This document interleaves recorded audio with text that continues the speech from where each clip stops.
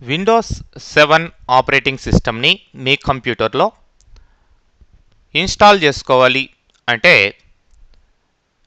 Minimum system requirements ఏంటి అనేది ఇక్కడ మీకు లిస్ట్ ఇవ్వడం జరిగింది. అయితే ఇక్కడ minimum requirements at least Windows 7 run అయ్యేదానికి ఇక్కడ ఇచ్చిన లిస్టు మ్యాక్సిమం ఎంత ఎక్కువగా మనం ఇక్కడ ఇచ్చిన వాటికంటే ప్రాసెసర్ 1 GHz ప్రాసెసర్ అన్నాం. ఇంకా ఎక్కువ ప్రాసెసర్ స్పీడ్ గల ప్రాసెసర్ ఉంటే సిస్టమ్ అంటే మీ యొక్క ఆపరేటింగ్ సిస్టమ్ ఇంకా పర్ఫార్మెన్స్ బాగుంటుందన్నమాట. అట్లనే మినిమం 1 GB ఆఫ్ ర్యామ్ అన్నాం. ఇది మినిమం. ఇంకా మీరు 2 GB ఇట్లా ఎన్హాన్స్ చేసుకుంటూ పోతే మీ సిస్టమ్ అంతా స్పీడ్గా వర్క్ అవుతుంది.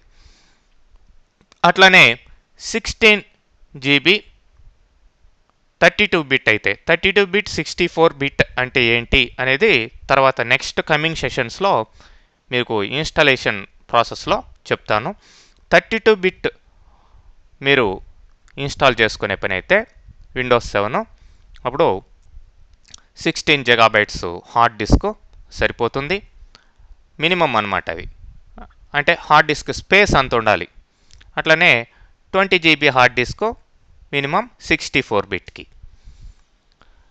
మరి graphics DirectX compatible graphics processor అనేది కంపల్సరీగా మీ సిస్టంలో ఉండాలి. మరి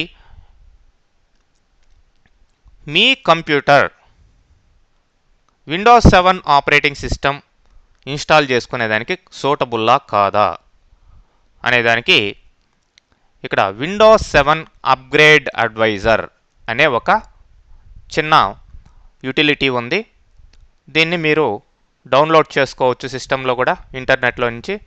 ఈ యొక్క విండోస్ 7 అప్గ్రేడ్ అడ్వైజర్ డౌన్లోడ్ చేసుకున్న తర్వాత మీరు దాంట్లో చూడొచ్చు మీ యొక్క కంప్యూటర్ కంపాటబుల్లా లేదంటే ఎక్కడెక్కడ కంపాటబిలిటీ లేదు, ఏ ప్రాబ్లమ్స్ విండోస్ 7 ఇన్స్టాల్ చేసేదానికి ఉన్నాయి అనేది మీరు ఈ యొక్క అప్గ్రేడ్ అడ్వైజర్లో అంటే ఇన్స్టాలేషన్కి ముందరగానే మీరు చూసుకొని దాన్ని బట్టి సపోజ్ ర్యామ్ ఏదైనా తక్కువ ఉంది, ఇంకోటి తక్కువ ఉంది, ఇట్లా ఏదైనా డివైస్ సపోర్ట్ చేయలేదు అన్నీ కూడా దీంట్లో మీకు లిస్ట్ చూపించేస్తాయి. దాన్ని బట్టి దాన్ని అనుసరించి మీరు ఇన్స్టాల్ కూడా చేసుకోవచ్చు అనమాట. లేదు మీకు ఇవన్నీ మినిమం రిక్వైర్మెంట్స్ ఉన్నాయి మనకి అనిపిస్తే డైరెక్ట్గా మీరు విండోస్ 7 ఆపరేటింగ్ సిస్టమ్ని ఇన్స్టాలేషన్ చేసుకునేదానికి స్టార్ట్ చేయొచ్చు అనమాట.